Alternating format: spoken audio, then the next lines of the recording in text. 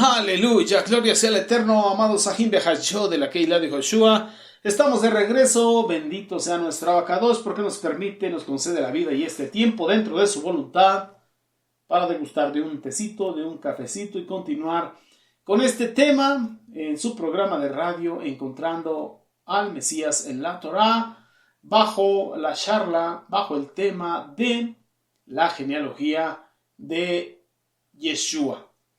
Y bien, estamos estudiando lo que es el Sefer de Matetilla, el libro de Mateo. Andamos ahí en el capítulo 1 viendo la genealogía de Mashiach y quiero llevarte precisamente a eso en este momento, ya que Mateo nos empieza a describir la historia del Mesías, de Mashiach, a través de su genealogía. Como lo dice el Evangelio según Mateo capítulo 1, del verso 2 al 17, cuando dice que Abraham engendró a Isaac, Isaac a Jacob, Jacob a Yehudá y a sus hermanos, Yehudá de Tamar, fíjese, incluye una mujer de Tamar, a Fares y a Sara, Fares a Rom a Aram engendró a Abinadab, Abinadab a Naasón, Naasón a Salmón, Salmón engendró de Rahab, otra mujer, a Boz engendró de Ruth, otra mujer, a Obed, y Obed a Isaí. Isaí engendró al rey David, el rey David engendró a Salomón, de la que fue mujer de Urías, de Betsabé. Salomón engendró a Roboán a Abías, Abías a Asa engendró a Josafat a Joram, y Joram a Usías engendró a Jotam a Acaz, y Acaz a Ezequías. Ezequías engendró a Manasés a Amón, y Amón a Josías. Josías engendró a Jeconías y a sus hermanos en el tiempo de la deportación a Babilonia. Después de la deportación de Babilonia, Jeconías engendró a Salatiel a Zorobabel engendró a Abiú a Eliakim a Azor engendró a Sadoc a Akim y Akim a Eliud. Eliud engendró a Eleazar a Matán a Jacob, y Jacob engendró a Yosef. A José, ¿qué José? Marido de Miriam, de María, del cual nació Yeshua HaMashiach. Aleluya. De manera, dice Mateo, de manera que todas las generaciones desde Abraham hasta David son 14. Desde David hasta la deportación a Babilonia 14, y desde la deportación a Babilonia a Mashiach fueron 14 y 14. 3 listados de 14. Y espero los haya ido contando. Y es importante leer las genealogías, y ahorita vamos a ver más adelante por qué. ¿Por qué es tan importante, o la importancia de las genealogías? No nada más en el tiempo de Yeshua, sino más antes y aún en este tiempo. Usted y yo debemos conocer nuestras líneas genealógicas. Y bueno, podemos ver que seguramente el hecho de que Mateo comience su Besorá, su evangelio, con una genealogía puede causar cierta decepción a algunas personas, porque preferirían otros asuntos más importantes, de mayor interés. Pero estamos hablando de la genealogía. Y si Mateo consideró comenzar con la genealogía, debe de tener una razón de poder, una razón poderosa, fuerte, de peso, para volverlo, para hacerlo, para considerarlo. Y por eso podemos encontrarnos en estos tiempos lectores de las Sagradas Escrituras que cuando se encuentran con una genealogía o con una numerología pasan por alto, se brincan todas estas partes, quizá como ahorita pensaste en tu mente, en tu corazón, ¿por qué tiene que mencionar la genealogía? ¿Para qué se lo hubiese brincado? He ido a algo más importante, pero la genealogía es importante. Es importante. Por eso te recomiendo y te aconsejo que las leas donde quiera que las encuentres. Pero tanto para el Ruach HaKodesh como para nosotros debe ser importante. Porque el Ruach HaKodesh es quien inspiró esta porción. Mateo ciertamente la escribió. Pero nos dice Brit Hadashah que toda la escritura es inspirada por Elohim, útil para enseñar, para redarguir, para corregir y para instruir.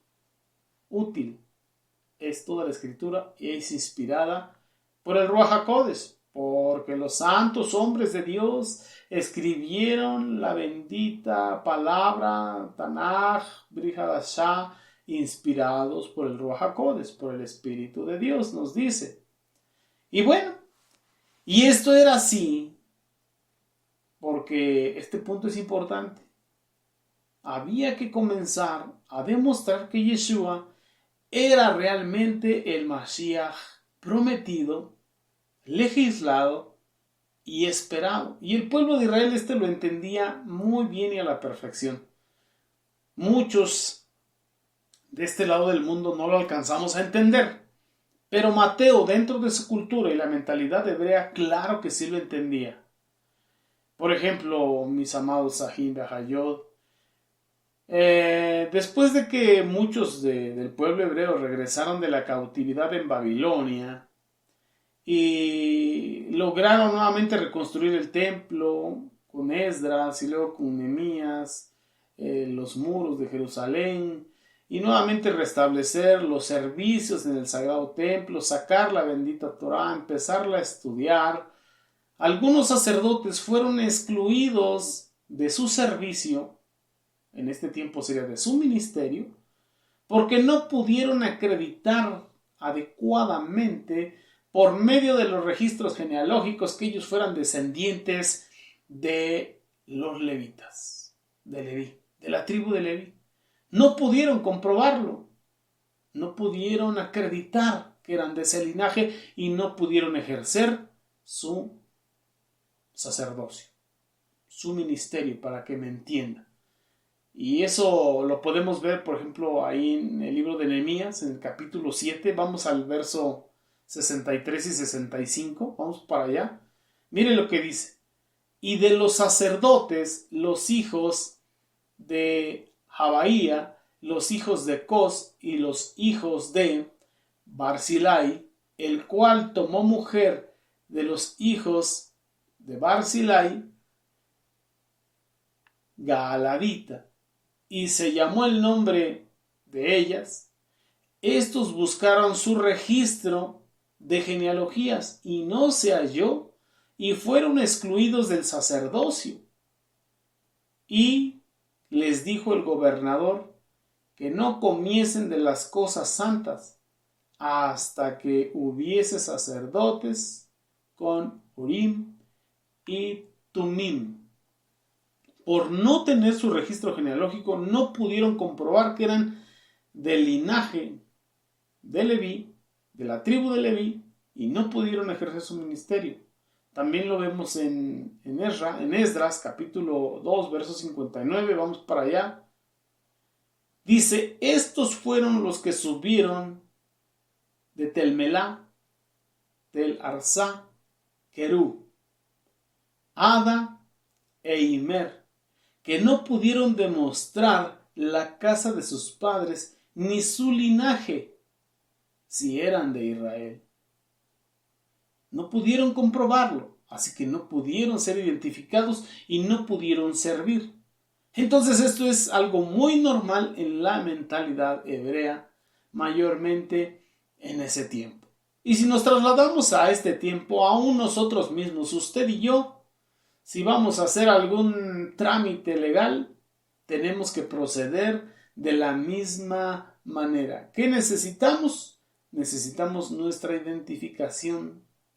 Ahora es un registro civil, hablando del acta de nacimiento, donde dice quién es nuestro padre, quién es nuestra madre, y ahí tenemos nuestro árbol genealógico, con apellido paterno, con apellido materno. Así que en este tiempo es importante la legalidad, en ese tiempo también lo era mayormente para las cosas kadosh. Para las cosas santas, bendito sea nuestro abacados. Así pues podemos entender que este era un requisito muy razonable para reconocer a los sacerdotes en el sagrado templo, en el Beit Hamidash. Imagínense, con mucha mayor razón, con mucho más peso sería necesario para alguien que pretendía ser el Mashiach, el Mesías de Israel. Si para los sacerdotes normales, en las cosas santas, en el servicio sagrado en el templo, era indispensable que comprobaran su linaje, imagínese para aquel que pretendía ser el Mashiach total y global, el Mesías Rey de Israel. Era muy necesario, era muy importante que cumpliera con esas credenciales, con esas cartas de presentación comprobando su genealogía, y Mateo se encargó de hacerlo, al igual que Hillel Lucas. Así pues, esta genealogía confirma que Yeshua era verdaderamente Ben David, hijo de David, y que tenía el derecho legítimo para reclamar el trono de Israel como rey, como el rey Mesías prometido, legislado, profetizado y cumplido. Así podemos ver entonces que Mateo da la estructura de la genealogía de nuestro amado Mashiach Yeshua. Mateo presenta esta genealogía en tres grupos, como podemos verlo, 14, 14 y 14. Y en cada uno de ellos incluye 14 nombres. Es verdad que al hacerlo de este modo, omite conscientemente algunos nombres, puesto que su propósito principal era demostrar la relación genealógica de Yeshua con David y con Abraham, a los que les fue remarcada la promesa y el pacto de que vendría ese Mesías prometido en su linaje para bendecir todas las familias de la tierra. Por otro lado, al crear esta estructura Mateo, esta estructura simétrica entre estas tres columnas, esto le permite resaltar otros detalles, como por ejemplo, le sirve para caracterizar tres grandes épocas en la historia del pueblo de Israel. Una época del patriarca Abraham a David Hamelech, al rey David. Otra época del rey David a lo que fue el exilio del pueblo de Israel llevado a Babilonia. Y otra época del regreso del exilio en Babilonia a Mashiach, al monte Calvario. Bendito sea el Eterno.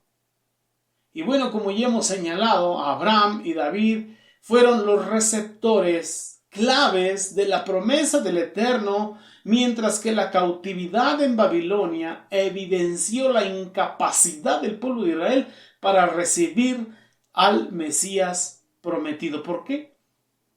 Porque de continuo estaban desobedeciéndole al Eterno.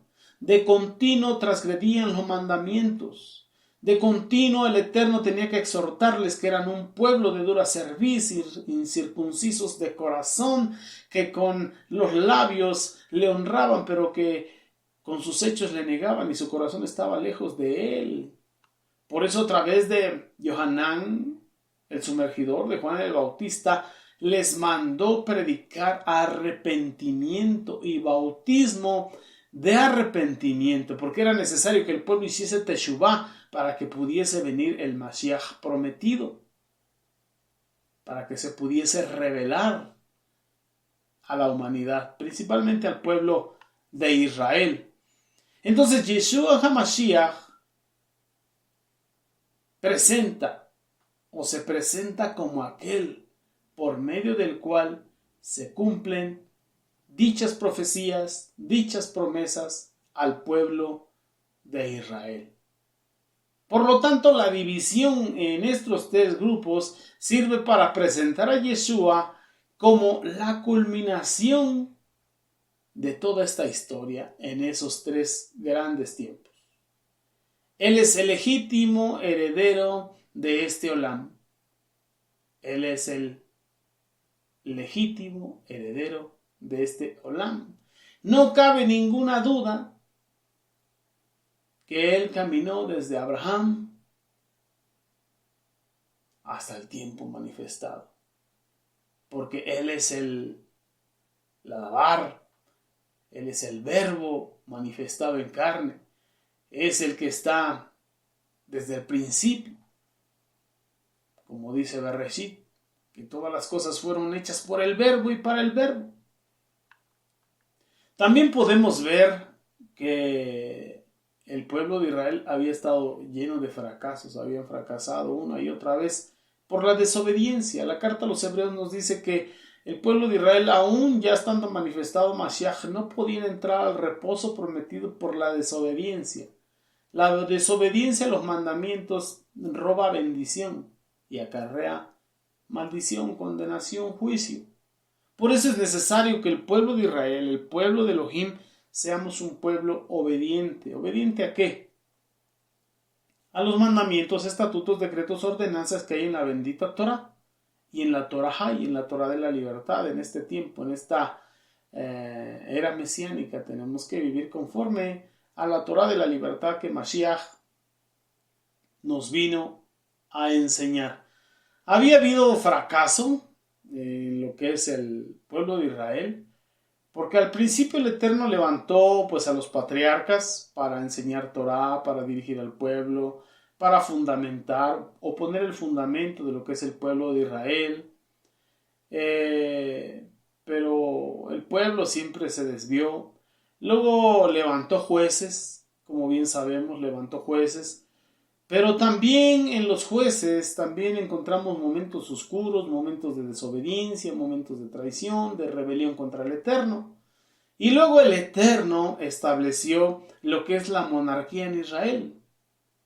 Levantó reyes y el primero que levantó por petición del pueblo fue a Saúl. Pero sabemos que finalmente, aunque Saúl estuvo entre los profetas, alabando el Eterno, finalmente se corrompió y terminó desobedeciendo al Eterno, y por su desobediencia el Eterno lo desplazó del trono en Israel y entonces levantó a David Hamelech. El Eterno estableció la monarquía en Israel y hubo varios reyes que vivieron con auténtico temor del Eterno, obedeciendo los mandatos del Eterno, poniendo el nombre del Eterno por todo lo alto e instituyendo las leyes de la Torá como gobierno, legislando. Pero también hubo muchos que desobedecieron al Eterno, que disgustaron a la voluntad del Eterno, haciendo cosas verdaderamente incorrectas. Hubo reyes que hicieron prosperar al pueblo de Israel, como lo fue David, como lo fue Salomón en un tiempo. Al final, obviamente, algo pasó que generó consecuencias a los demás. Y la mayoría de los reyes, como podemos ver en las crónicas de los reyes y en los libros de los reyes, la mayoría fueron rebeldes y finalmente el Eterno tuvo que juzgarles y finalmente enviarles al exilio, y esto sucedió en Babilonia para la casa de Yehudá y Asiria para la casa de Israel. Y esto fue un periodo de vergüenza y de decadencia para la nación completa de Israel, aunque ciertamente ya se habían separado, una porción en Samaria en el norte y otra porción en la parte sur.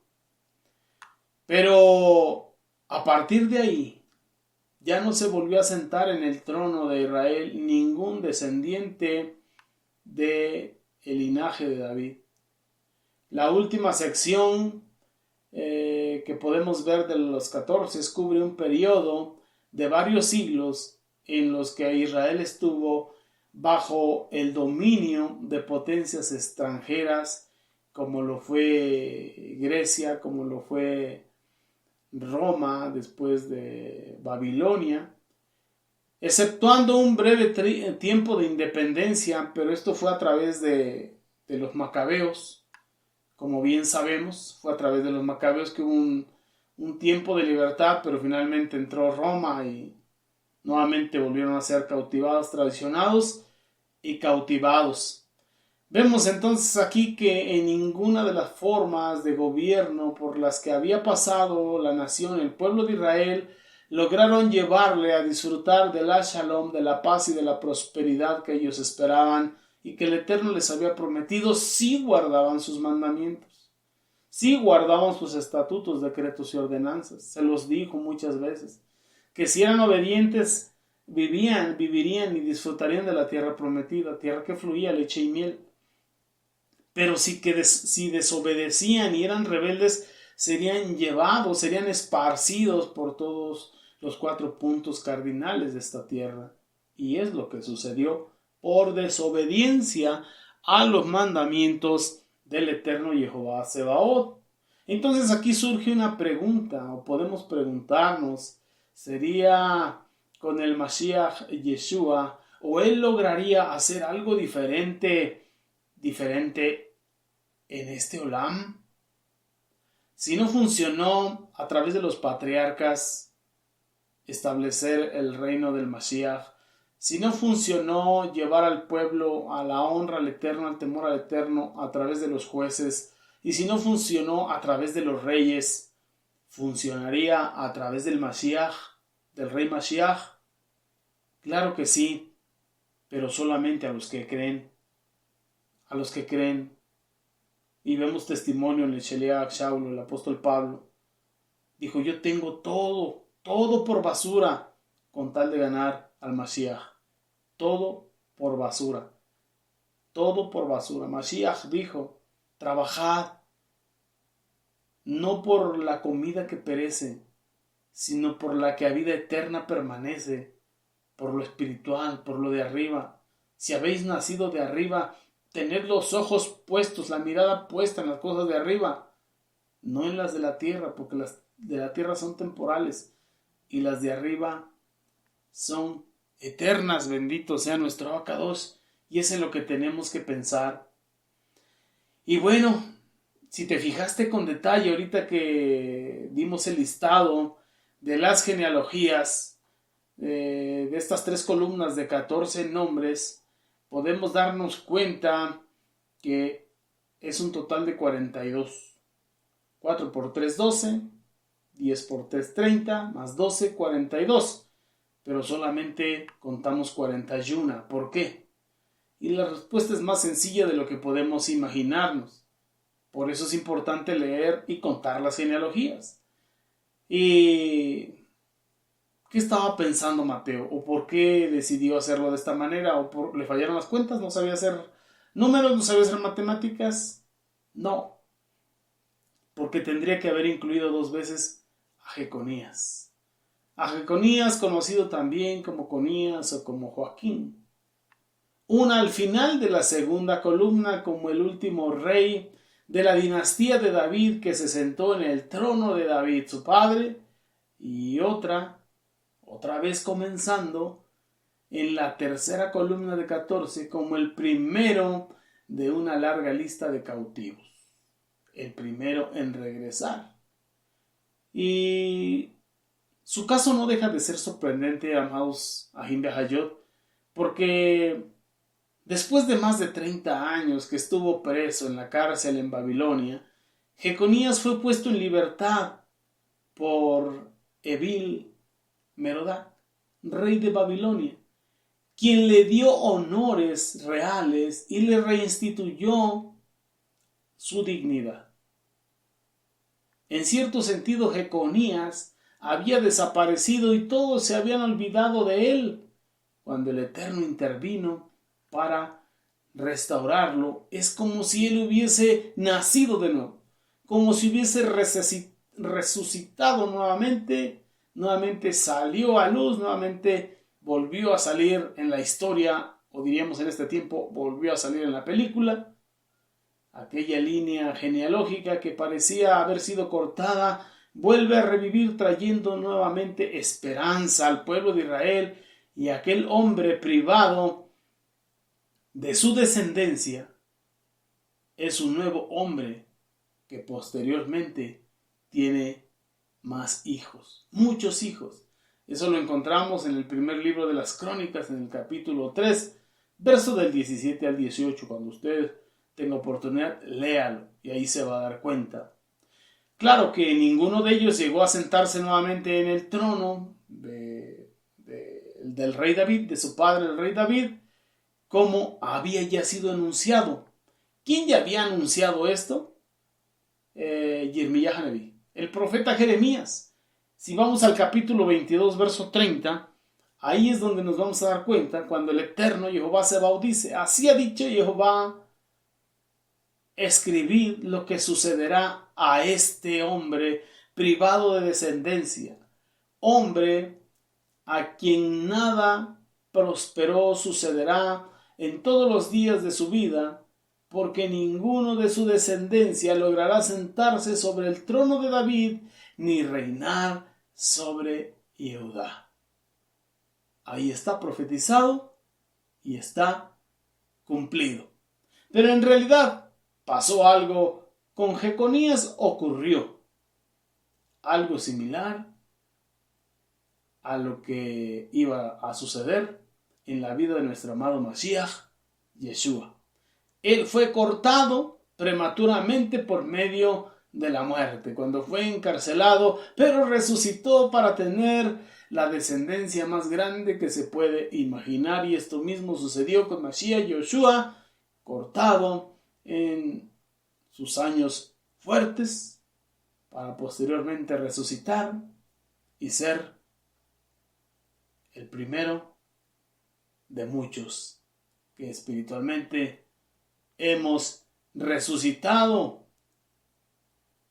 Nos dice Yesayah Haneví en el capítulo 53 del libro de Isaías, versículo 12, que Yeshua fue contado con los pecadores. Se hizo pecador o se hizo pagador del pecado de todos nosotros para darnos vida, y para darnos vida en abundancia. Bendito sea nuestro Abacadosh. También podemos encontrar un detalle común en estos tres listados de la genealogía, como lo distribuye Mateo. Y este detalle poco común en la mentalidad hebrea es de que podemos encontrar que Mateo incluye en sus primeros versículos a 4 mujeres. A 4 mujeres, incluye a Tamar, incluye a Rahab, incluye a Ruth e incluye a Betsabé. Y como bien conocemos las Sagradas Escrituras y las hemos estudiado, estas adiciones de Mateo son muy significativas. Para la mentalidad hebrea, que cuida mucho lo que es la dignidad de las Escrituras, pues muchas veces estas mujeres no son consideradas con mucha reputación o dignidad, comparado obviamente con las matriarcas Sara, Ribka, Lea, Rachel. Y no prefirió ponerlas a ellas, sino prefirió poner a estas 4 mujeres. ¿Por qué lo hizo? Porque él las escogió. Por ejemplo, Rahab y Ruth eran gentiles. Tamar, como bien conocemos, se hizo pasar por una mujer ramera y finalmente orillar a su suegro Yehudá a tener intimidad con ella. Y sabemos que de esa unión, pues, nacieron 2 hijos, y de uno de sus hijos viene como descendiente David, y en David el Mashiach. Así le podemos encontrar, y Mateo tomó la decisión de incluir estas 4 mujeres. Sabemos que por la emuná las mujeres fueron justificadas, por creerle al Eterno, por entregarle su vida, y todas tuvieron la corrección de su alma, su justificación, su santificación. por su emuná y por su obediencia al Eterno.